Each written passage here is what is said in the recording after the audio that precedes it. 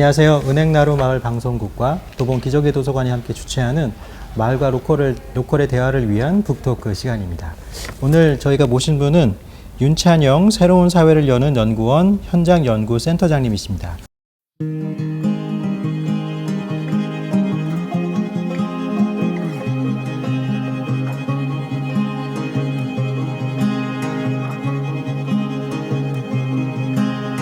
센터장님 안녕하세요. 예, 안녕하세요. 예, 그리고 함께 패널로 참여해 주실 네. 도봉 기적의 도서관 관장 이소님 관장님입니다. 아유, 안녕하세요. 네. 반갑습니다. 그 센터장님 말씀하신 것처럼 슬기로운 뉴 로컬 생활이라는 책을 집필을 하셨잖아요. 이게 또 아주 생생한 사례들이 많이 있기 때문에 이 방송을 들으시는 분들에게도 도움이 될 것 같은데 이 책을 집필하게 된 계기가 있었던 것 같아요. 로컬이 주목을 받게 된 지는 몇 년 됐습니다. 뭐 길게 보면 한 5, 6년 정도 됐을 거예요. 예. 그런데, 갑자기 막 지원 사업이 나오고 이런다고 해서 그래서 로컬이 마치 어떤, 정말 성공의 지름길인 것처럼. 너무 낭만적으로 생각하는. 그러니까 신문 기사에 이렇게 막 활짝 웃는 사진과 함께 성공 사례들이 소개가 되죠. 그러면 나도 한번 해볼까? 직장 다니기도 싫고 대도시의 삶도 싫은데 로컬에 가면 저렇게 기회가 많으니 나도 갈까? 이렇게 무작정 덤벼서 사실 될 일은 아닌 거죠. 예, 그래서 신문 기사만 보지 말고 정말 생생한 사례들을 보고 어떤 어려움을 겪을 수 있고 또 이 어려움들을 선배들은 어떻게 이겨냈는지 이런 것들을 좀 들려주고 싶었어요. 그래서 얘기들이 제가 책에 쓴 얘기들은 최소 A4 10장이 넘는 그래서 여러 번 만나서 인터뷰하고 좀 길게 정리를 해서 전해드리려고 노력을 했습니다. 맞아요. 이제 저는 읽으면서 무슨 생각이 들었냐면 미화하지 않았구나. 우리가 보통 어떤 사례를 좀 확산시키려면은 미화하려는 경향이 있잖아요. 근데 그거를 현실을 직접 경험하지 않고 책이나 간접적인 경험을 통해서만 보게 되는 사람들은 착각할 수 있다는 맞습니다. 거죠. 예. 근데 그런 생생한 뭐 실패담부터 해서 모든 게 생생하게 전해져 있기 때문에 이 로컬리스트에 관심이 많으신 분들은 이 슬기로운 뉴 로컬 생활을 한번 읽어보는 것도 좋을 것 같아요. 네. 감사합니다. 사실은 이론적인 것도 중요하지만 다른 사람의 사례를 통해서 우리가 뭔가를 배우는 게 되게 중요하잖아요. 맞아요. 중요하죠. 예. 직접 또 뭔가를 해내신 경험이 있으시잖아요, 관장님은. 아주 밑바닥에서부터 뭔가를 해내셨잖아요. 이런 어떤 젊은이들의 이런 어떤 고군분투기를 보면 어떤 걸 느끼세요? 사실은 첫 장의 첫 사례로 얘기했던 강화도 청풍상에 제가 제일 좋아하는 사람들.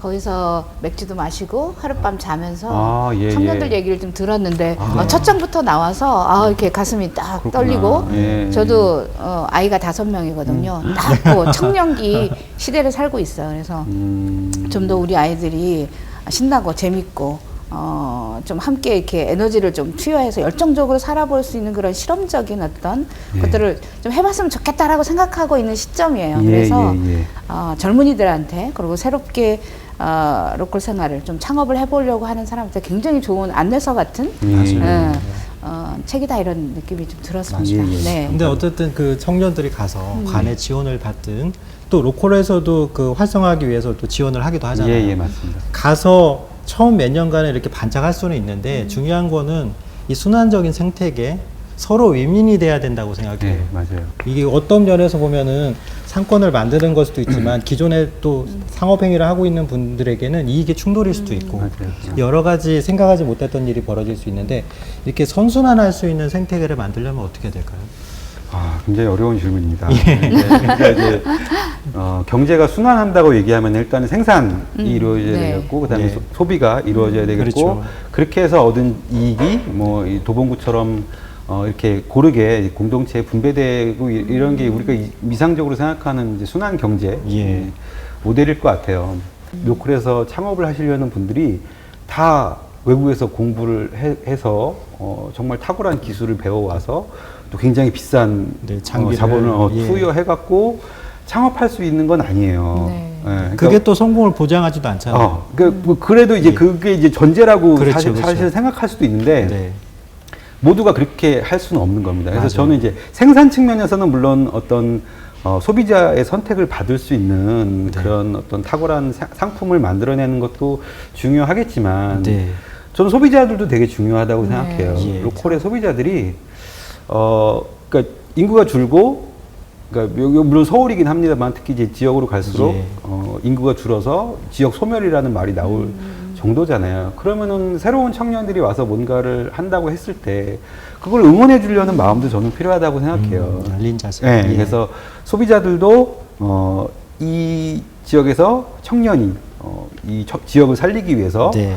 뭔가를 시도한다고 한다면은 그것을 좀 사주려고 하는, 네. 이쁘게 봐주고 사주려고 하는 맞아요. 마음도 좀 필요할 거라고 보고, 그리고 이 청년들도 물건을 많이 파는 것도 중요하지만 그렇게 해서 이 공동체에 뿌리를 내리고 그렇게 얻은 이익들을 어떻게 공동체에 좀 환원할 수 있는 맞아요. 이런 마음가짐도 필요할 것 같아요. 그래서 순환 경제라고 하는 거는 다 중요해요. 생산도 중요하고 소비도 중요하고 그다음에 이익을 어떻게 쓸 것인가 하는 부분도 중요하겠죠. 그러니까 이게 잘 돌아가야 순환이 되는 거고, 그래서 순환에 필요한 요소가 뭐냐고 물어본다면은 각각에 다 필요한 것들이 다 있는 거죠. 네. 그런 마인드도 필요하고 맞아요. 지원도 필요하고. 그러니까 정부가 예전에 했던 뭐 좀 조금 잘못된 사업 중에 하나가 대표적으로 청년몰이라는 게 있잖아요. 예. 네. 굉장히 많죠. 전국적으로 많이 있습니다. 그거는 사실은 청년들한테만, 그러니까 생산 측면에만 지원을 한 거예요. 네. 공간 마련해주고 창업자금 좀 해줄 테니 한번 해봐라. 탁월한 상품을 만들어서 팔아라. 네. 근데 소비자들은 살 생각이 별로 없거든요. 그렇죠. 예, 그러니까 안 되는 거죠.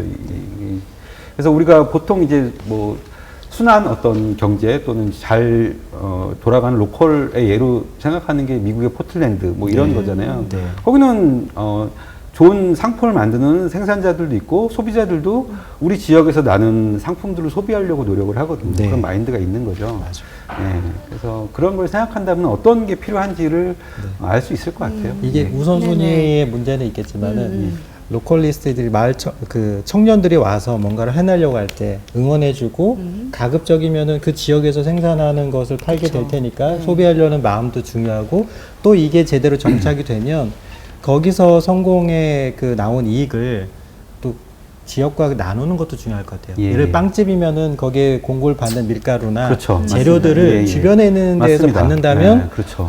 저 사람들이 그냥 우리 지역에서 알맹이만 빼먹고 가는 맞아요. 사람들이 아니구나. 맞아요. 예, 예.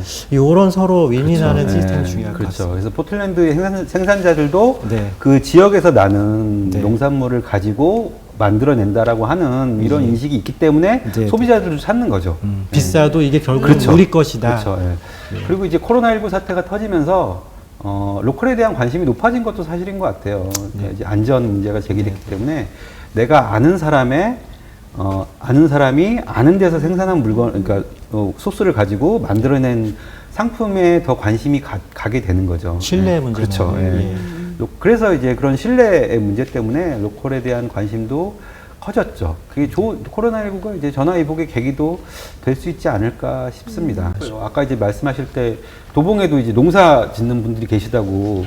몰랐습니다. 도시농업 네, 하시는 분들 많아요. 그러니까 네. 그런 건 서울에서 좀 장점일 수 있을 네. 것 같은데요. 예. 시장이 바로 근처에 있으니까. 예. 근데 말씀하셨다시피 도봉구는 또 약간 서울 내에서도 지역 특색이라고 표현해야 될까요? 젠더의 비율 이런 거는 큰 차이가 없지만 네. 세대의 비율은 좀 큰 있죠. 차이가 있잖아요. 센터장님 때 궁금한 예, 예. 게 있는데요. 사실 로컬 활동을 할 때 아까 이제 소비자의 수요, 그러니까 생산자나 공급 측면이 아니라 소비자가 정말로 필요로 하는 물품, 소비 패턴 이런 것들도 같이 가져야 된다라고 말씀을 하셨어요. 근데 그랬을 때 도봉구는 사실 이 인구 비율을 보면 노인 인구가 정말 거의 50%에 육박하고 앞으로 계속 늘어나고 있어요.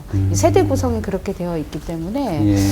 이 도봉구에서 로컬 활동을 만약에 하겠다라고 생각하는 분이 계시다면 그런 노령 인구가 많은 그리고 점차 증가하고 있는 요거에 맞춰서 좀 근데 그런 사례가 있다거나 혹은 이게 이제 창업이라기보다는 네. 이제 이런 지역 기반에서 어떻게 공동체성을 강화할 것인가, 네. 공동체를 만들어갈 것인가 이런 사례로 제가 이제 슬기로운 뉴 로컬 생활 말고 요 전에 작년에 줄리엣과 도시광부는 어떻게 마을과 사회를 바꿀까라는 책을 하나 썼습니다. 줄리엣과 도시광부는 어떻게 마을과 사회를 바꿀까? 예, 사회혁신과 관련된 책인데요. 그러니까 사회혁신이라고 하는 거는 정부나 또는 이제 기업이 해결하지 못하는 사회적 난제를 어떻게 시민들이 창의적으로 해결할 것인가 이런 건데 이 노령 인구가 늘어나는 건 어디나 마찬가지거든요. 제가 말씀드리고 싶은 사례는 영국에 있는 서클이라고 하는 사례예요. 영국도 이 복지국가라고 하는 것이 탄생한 나라긴 하지만 거기도 이제 노인들을 국가가 다 케어하지 못하고 그래서 가족들한테 맡길 수밖에 없는 이런 상황입니다. 그래서 노인들 굉장히 외로워하고 그래서 외로움 장관이라는 것도 임명하고 막 그랬었어요. 영국에서 되게 특이하죠. 그래서 어쨌든 그래서 서클이라고 하는 건 뭐냐면은 노인들을 보통은 이제 수혜의 대상으로만 바라보잖아요. 그래서 이제 지자체 입장에서는 정부 입장에서는 비용, 그러니까 노인이 늘어나는 건 비용의 증가로 바라보기도 하는데 사실 그렇게만 보지 말고 노인들도 스스로 서로를 돌볼 수 있는 이런 이제 적극적인 주체, 서비스를 제공할 수 있는 주체로 인식을 바꾼 거죠. 그러면서 우리 커뮤니티 케어라는 얘기 많이 하잖아요. 우리도 그게 이제 정부에서 많이 관심을 기울이고 있긴 한데 그게 아직까지는 시민들이 주도적으로 해내고 있지는 못한 것 같아요. 근데 영국에서는 노인들끼리 이웃을 서로 돌볼 수 있는 이런 시스템을 만들어서 노인들이 단순히 수혜의 대상이 아니라 노인들도 돌봄을 제공할 수 있는 적극적인 주체로 이렇게 만들어낸 사례들이 있어요. 그래서 예를 들면 이제 뭐 반려자가 일찍 죽고 나면은 밖으로 잘 안 나오기도 하고 이러는데 친구를 만들어서 계속 밖으로 나오게 하고 또는 이제 거동이 좀 불편하면 차량 서비스를 제공해서 같이 박물관에 뭐 관람을 간다든가 이런 식으로 해서 좀 잘된 케이스가 있습니다. 서클이라고 영국에 이제 책에도 있고 뭐 블로그에도 있으니까 한번 관심 있는 분들은 찾아보셨으면 좋겠어요. 그래서 어디나 고령화라고 하는 문제가 제기되고 있는데 그런 좀 발상의 전환을 통해서 노인들을 어떻게 하면 이 공동체 활동의 주체로 만들어낼 것인가 하는 부분들을 좀 고민해 보시면 좋지 않을까 이런 생각이 듭니다. 주체로. 센터장님, 이 로컬 활동을 할 때 그래도 로컬 커뮤니티가 좀 살아 있어야 힘도 갖고 신나기도 하고 뭐 이럴 텐데 그 커뮤니티가 활성화되긴 좀 쉽지 않아 보이긴 하거든요. 그래서 지자체가 뭐 다양하게 지원을 하고 있긴 한데 어떤 지원들이 좀 필요할지 어떤 뒷받침을 해야 될지 아니면 정말 이런 정책이나 지원을 하지 말아야 된다 뭐 이런 게 있을까요? 가장 하지 말아야 될 것은 일단은 돈을 주면서 올해 안에 뭘 해놔라 이런 참 바뀌기 쉽지 않은데 그러니까 다른 나라도 마찬가지인데 하여튼 예산 편성이 이제 해마다 되다 보니까 연단위로 되다 보니까 쉽진 않은데 하여튼 그런 인식은 좀 바뀔 필요가 있어요. 그 단기간에 뭔가 성과를 내라고 하는 시각은 좀 바뀌어야 되고 저는 지자체에 바라는 게 있다면은 일단 공동체의 중요성을 좀 인식했으면 좋겠어요. 그러니까 그게 뭐냐면은 지자체 공무원들은 어디나 뭐 비단 서울뿐만 아니라 저기 지방 공무원분들도 사실은 그 지역에서 제일 똑똑한 분들이 공무원이 되는 것도 맞아요, 사실은. 그러니까 물론 이제 더 똑똑한 뭐 이렇게 얘기하면 죄송하지만 가장 똑똑한 분들은 서울로 가고 그 다음에 똑똑한 분들은 공무원이 된다고 하시더라고요. 그래서 이 자부심이 굉장히 강합니다. 그러다 보니까 어떤 문제든 행정에서 푸는 게 제일 잘한다. 우리가 제일 잘할 수 있다. 자원도 많이 가지고 있으니까 라는 인식이 있는 거죠. 그래서 주민들한테 뭐 어쩔 수 없이 예산을 주긴 하지만 니네들이 뭘 할 수 있겠어 라는 인식이 사실 좀 있거든요. 약간 CA 입장에서 주기는 주되 기대는 안 한다 이런 차원인가요? 그런 것도 있고 심한 경우에는 돈 보고 오는 사람들이라는 인식도 있죠. 뭐 아실 겁니다. 지원금 받으려고 그렇죠. 왔구나. 이제 그런 인식들이 사실 좀 있는 게 사실이에요. 인간이면 믿지 않는다 뭐 이런 얘기도 들어본 적이 있어. 눈물이 날라 그러네. 모든 공무원들이 물론 그런 건 아니겠죠. 그래서 저는 근데 행정이 사실 풀지 못하는 문제들이 많이 있습니다. 아까 사회혁신 얘기도 했는데 저출산 문제 또는 이제 청년 세대의 기회 상실 문제 이런 것들이 예산 굉장히 많이 투여되죠. 뭐 비단 1, 2년 얘기가 아니고 굉장히 오랫동안 예를 들면 출산 장려금 책에도 썼지만 출산 장려금 지급한 지 10년이 넘었거든요. 그런데 우리나라 세계에서 합계 출산율이 꼴찌예요. 0.92란 말이에요. 그러니까 공무원이라고 표현하기보다 행정이 행정이 풀지 못하는 문제가 많다는 것을 인정할 필요가 있습니다.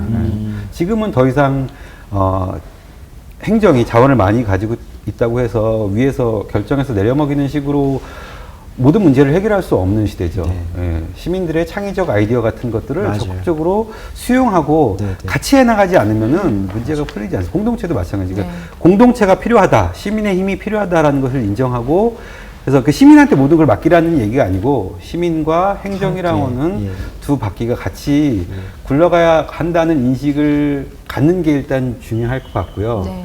그래서 자원을 주더라도 그러니까 예산을 주더라도 행정이 같이 그러니까 개입하고 참견하고 이런 게 아니고 지원의 그렇죠. 지원하고 지켜봐주고 예.